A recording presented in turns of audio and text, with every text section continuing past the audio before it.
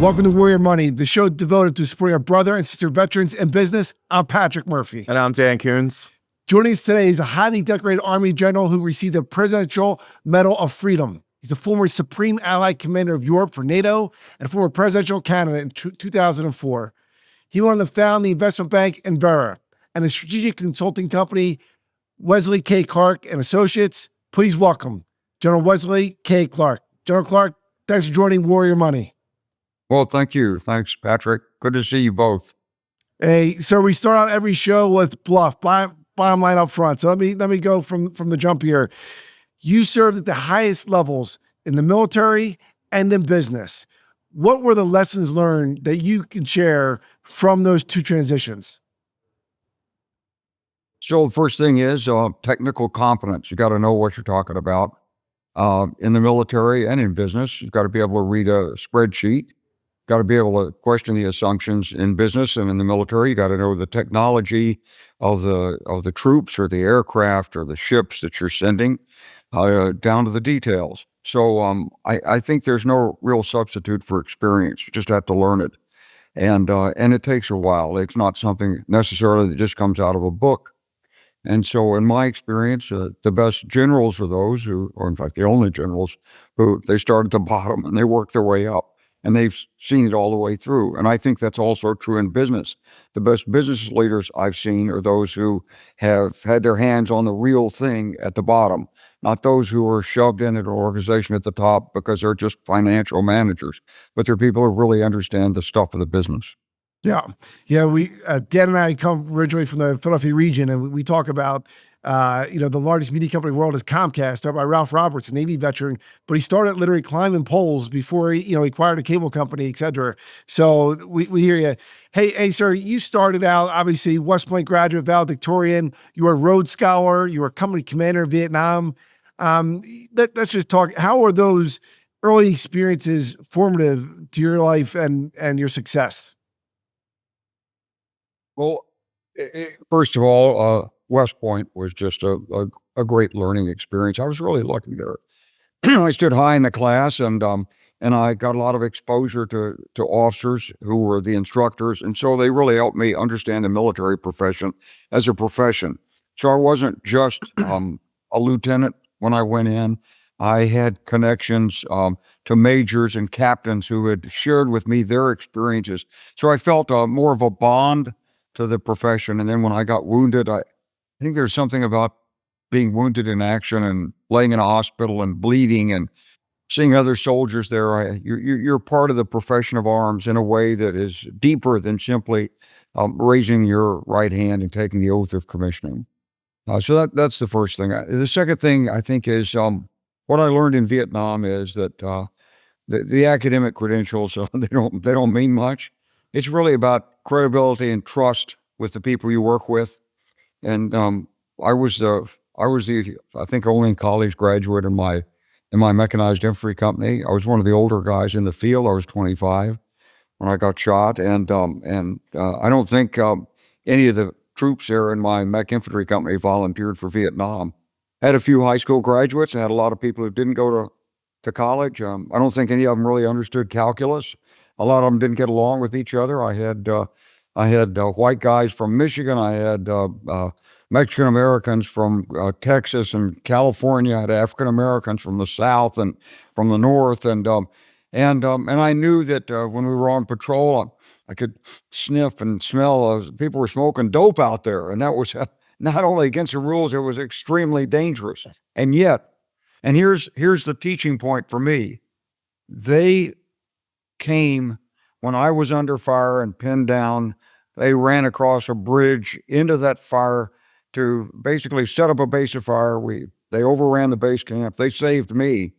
And a lot of them had FTA on their helmets, and they were counting, how many days they've got left before they could go home. And it wasn't like they were trying to win a medal or stay in the Army. They just, they were good people, and they were ordinary Americans, and they believed in me because I was a captain.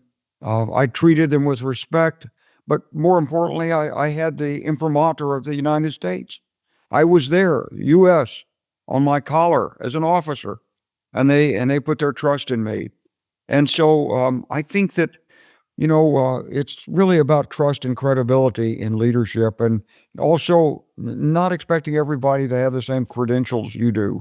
You don't have to be an Ivy Leaguer. You don't have to have gone to Stanford or Yale or something to be a good businessman or a great American. It's really about what's in your heart, and it's about your commitment and determination. So I'm named after a Vietnam veteran that gave the ultimate sacrifice. I think a lot of folks, especially younger Americans, don't understand, when your generation came back from Vietnam, we didn't separate the war from the warrior. And, your generation could have sat home when we came home from Iraq, and, you guys were the first ones to be, to us from Iraq, Afghanistan, coming home and saying, welcome home, brother, welcome home, sister. So I just want to say salute you for doing that and for your whole generation. Well, Patrick, thanks. But, I want to say something else about this, because my generation didn't think about money.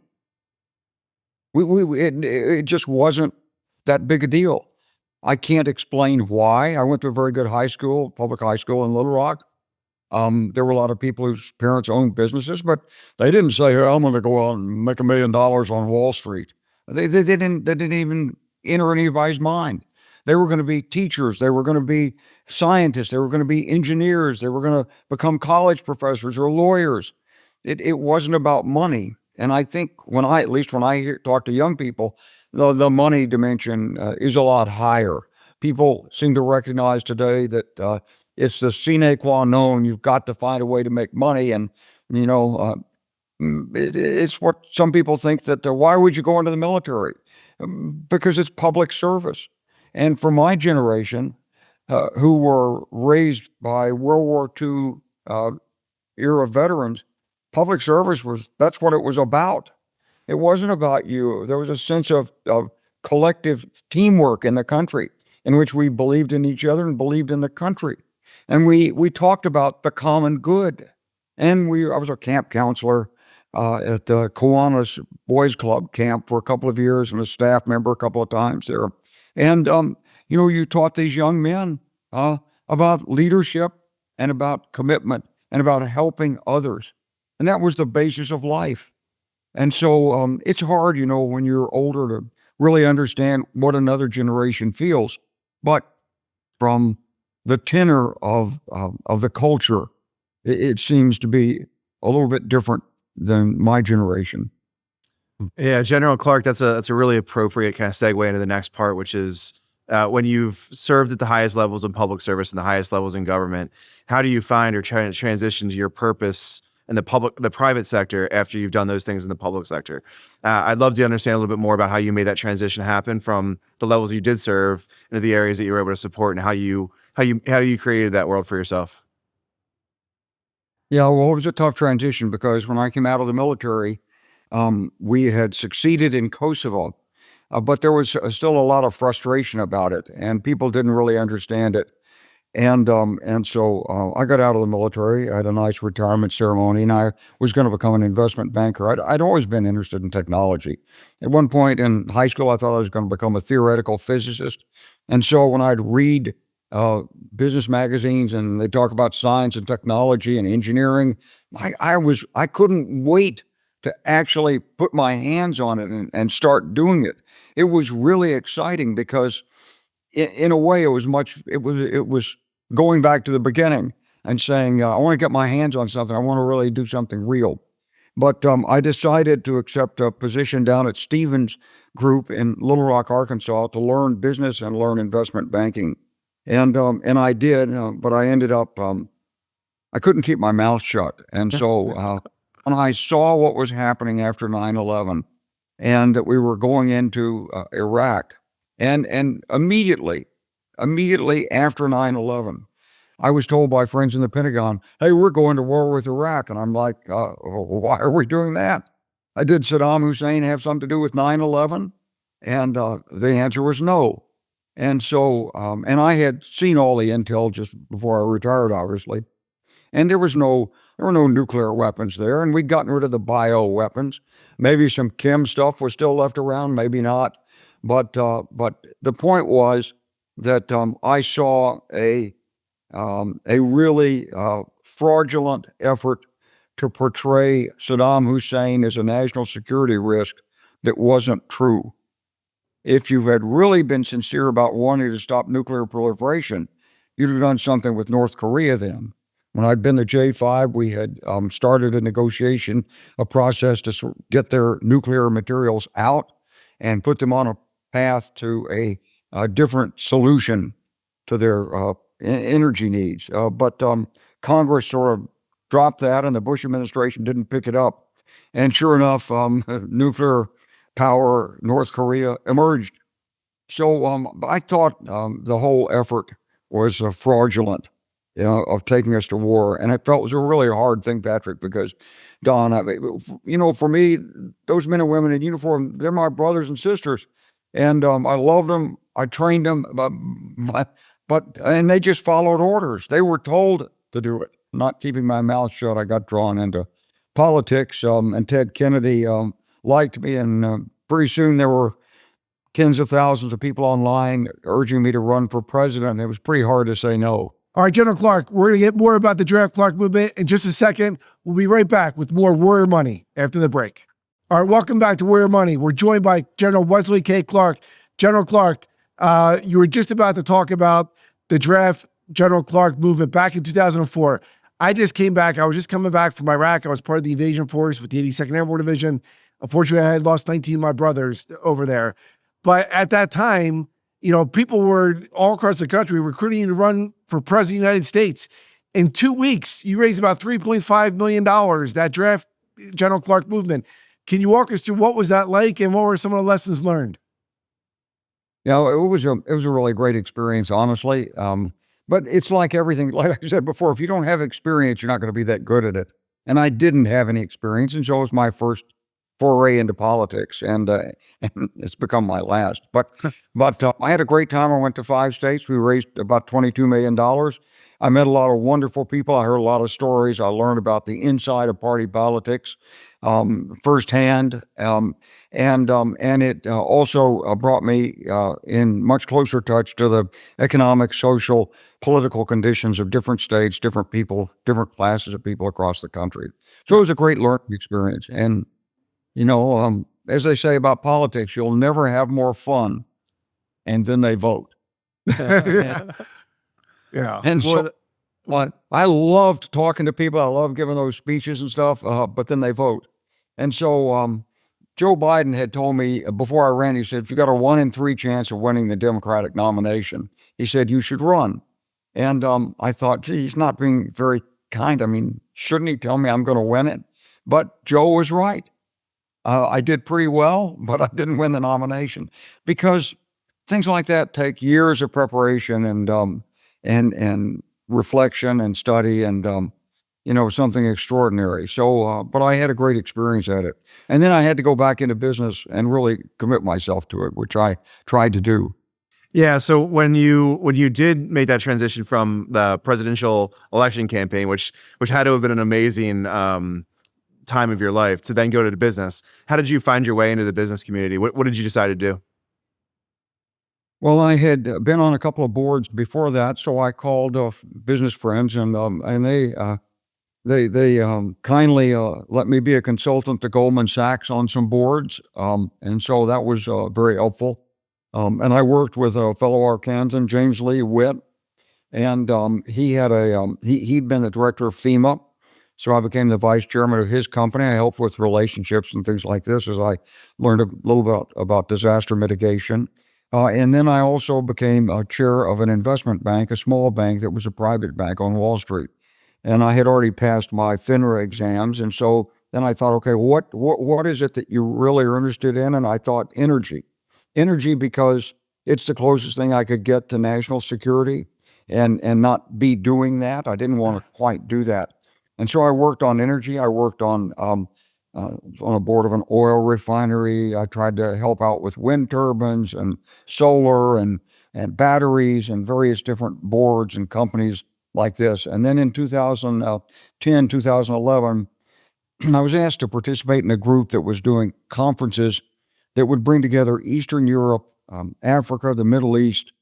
And so I had known Eastern Europe. I hadn't been back over there. I hadn't tried to do anything in there in the 10 years since I'd been retired. But as I went into the conference business and looked at it, clearly there was a role to play in trying to help East European countries develop economically, because really economic development is the foundation for national security. If people don't have jobs, if they're not happy about their country, they're not likely to be prepared to defend it. And so it was really about economic development. I worked some in Romania. And then when Maidan happened in Ukraine, and then the Ukrainians had asked me right away to come back because they knew Kosovo, they knew what my role had been. I was over there with another former Defense Department leader on the 31st of March, 2014. We saw the aftermath of Maidan.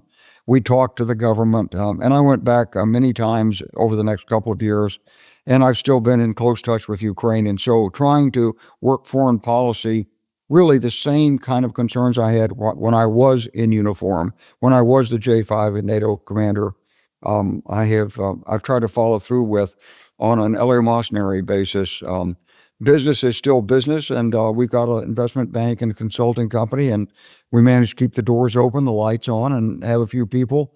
But it's not about money. It's really about trying to do worthwhile things for others in this country and abroad.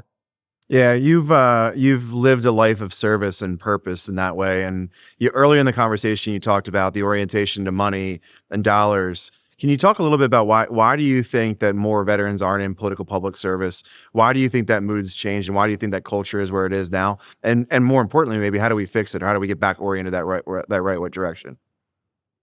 Well, I think we had, after World War II, obviously, so many people had served that it was kind of an anomaly that we had so many veterans in government, but they stayed in government for a long time. You know, America runs on like 40, 50, 60-year cycles. Politicians have ideas early, they come in early, they stay late. Strom Thurmond, died at 100, still in office, and as a senator from South Carolina. And so these positions change slowly. A lot of my generation was anti-war. They didn't accept the military, and we got rid of the draft. And so it was only normal that young people didn't go into politics after they'd been in the military. They did go into politics anyway. They didn't need to be in the military. There were a few people from my generation, like John Kerry, who believed he needed to serve first, but most didn't. They just went right in. So I think we're seeing now more veterans actually trying to come into politics on both sides of the aisle. They see things that they've seen life's rough edges, let's say, in the military. And some of them have seen things they didn't want to see. And they've seen places and people that needed help, and they want to make a difference. And so they understand what a wise man in Little Rock told me when I first got out. He said, "You may not like politics, but it's the way the country's governed. So you got to understand it, and if you get a chance to lead in politics, you should do so." And so I took his advice. I did my part. I did my best, and we've got a lot of veterans today, I think, who would really welcome the chance to serve in elective office. But it's a competitive process.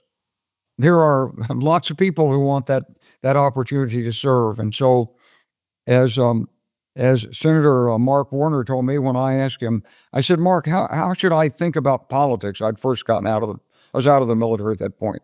And people had asked me to give speeches to the Republicans and the Democrats in Arkansas. And he said, "Here's a way to think about it." He says, "Number one is don't get into politics if you're afraid to lose, because almost everybody loses the first time in politics. The reason is the incumbent always has an advantage, and usually there's more than one challenger." Said number two, he said, politics is not for everybody, because there's times in your life with family considerations, business considerations, personal considerations, where you simply can't quit your job and run for office. It may not work for you. He said, "It worked for me." He said, "I did it. I ran for the Senate in 1996 and I lost." He said, "It worked for me, but it's not for everybody." He said, third is you have to understand when you go into politics, you can lose everything. You can lose money, time, profession, family, reputation. Everything's at risk. He said, so my advice to you, he says, if you can avoid it, don't do it. That's the advice a lot of people would give you about the military too. You know, when you go in the military, Totally. you are taking a risk. Right. And my grandson's at West Point right now, and I look at these young men and women there, and I think to them, I think about them, and I think their future is it's unknown. No one knows what the future holds, and when you're in uniform, you've pledged your support and your very life to the service of your country, or at the direction of the commander-in-chief and the orders, officers over you. You just don't know what the future is going to hold. It's an enormous leap of faith in life and in democracy and in yourself. And so, I think that's the thing that I think maybe a message to young people from this is don't look for guarantees and certainty as a young person. Yeah. It's illusory. You're not going to find it. You may think you have it. You may think you're locked for life when you're 25 years old. Not going to happen. Yeah. Life always has its ups and downs. You got to be able to take the bad times with the good times. You got to pick yourself up. You got to look yourself in a mirror every morning and say, I'm a good person. I'm going to do a good job today. I'm going to take care of other people. If you do those three things, life will work out right for you. Whether that means you end up as a general or a multimillionaire, or whether it means you end up as a beloved grandfather, you just don't know. Yeah. You I don't love that. know.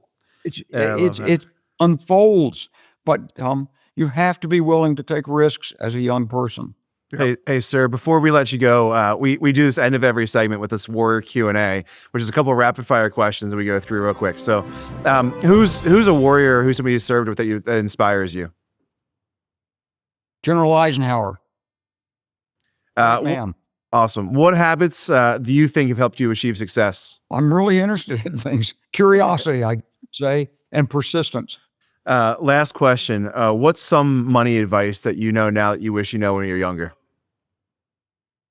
Well, I think you got to put aside money for yourself, and you got to be pretty disciplined in saving and putting it into things. And I think you have to follow the markets to some extent. I don't think even if you're in the military, you can simply say, no, I get a government paycheck. I'm not interested in finance. You have to be interested in finance because it is the bread and butter of the country. And so many other Americans are interested. And we want you to have a good life, even if you're in the service. And especially if you're not in the service, I think you have to take care of your finances. You have to read the newspapers. You have to watch the stock reports. You have to understand what companies are about, what a corporation is, and so forth, because it's the bread and butter of America. Yep. You just have to do it. Yeah.